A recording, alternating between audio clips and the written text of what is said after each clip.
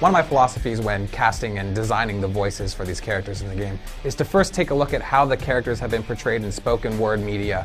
The secret to getting the best performance out of the actor is casting. If you have the right actor in the booth playing the right character, your job is 90% done. We work very closely with Marvel, and they kind of tell us, how they envision the sound of these voices should be as well. Each character has their own lengthy script of lines that they will use when interacting with enemies, with friends. Let's hustle! And when we fly down to Los Angeles and work at a studio called Studiopolis, who handles tons of Marvel stuff in addition to, our game. There's definitely some actors and some voices that are going to be recognized in this game. Our Spider-Man, Wolverine, Captain America, all these voices have appeared in other games or other animations. I'm really, really grateful to be able to play Wolverine over and over again and to make sure that my Wolverine is true for the fans too. It's a lot of fun. There's a lot of ad-libbing, there's a lot of improv. Your eyes really are blue! On top of the, the lines are really well written. We kind of sculpted what the voice should sound like. We came up with just the right amount of evil and pompousness. You insipid trolls!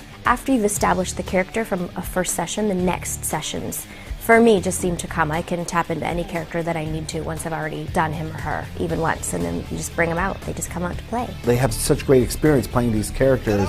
They know the characters inside and out. I've got more where that came from. With video games, I'm always recording alone. When you're in the booth, it's you and it's your lines. You show up, there's a script in front of you. Typically, we've been doing it for so long that we actually don't even need to read it in advance. And in a video game, the scripts are gigantic. You kind of just go down the page. Usually it's obvious what's going on. Generally, we record just in one giant recording file. We don't stop a lot during the session. Your lines are categorized into hits, boosting up. Thanks for the boost. Player has selected you. Greetings, comrade. It's a wonderful challenge to the creative imagination because you don't have all the visuals. You have to supply that with your voice. I mean, give them 3 completely different takes so they have something to choose from. And be able to deliver, lines with sarcasm or wryness or dry wit and know what the difference between the 3 of them all are. It always turns out that the first time you record it, it usually is more spontaneous and more true to character.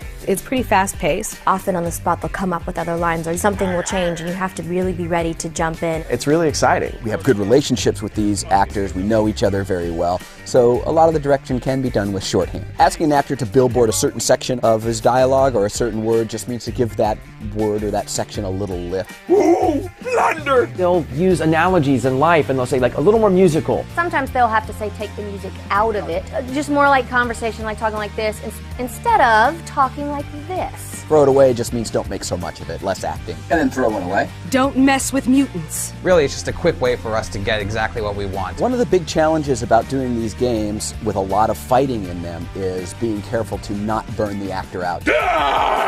No one! Even when my voice is a little tired, I can still go into the character's voice. Yeah, anytime you have to do this for 4 hours straight and then yell on top of that and yell again and again and again, especially in the games, you want to schedule that at the end of your day. Sometimes I actually put Steve's face in my head when I'm making fun of Wolverine, and we laugh about it all the time. With the Thing, the touchstone for me is my Uncle Joe. Hey, shorty.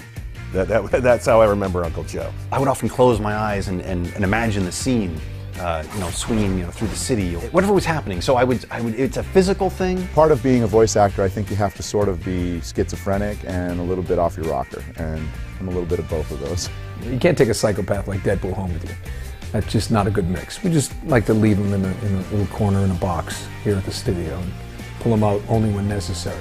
After the recording is done and circle takes have been called out during the recording session, a head and a tail is put on each circle take file, maybe some level adjustment, maybe some EQ adjustment, make them sound just right, and we send them off to Gazillion.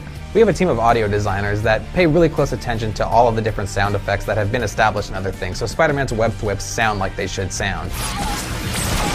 And then once they're implemented into the game, you'll be able to hear the quips and sound effects and voices that you come to expect. Right in the giblets! The fact that a villain like MODOK is in the game is really, really cool to me.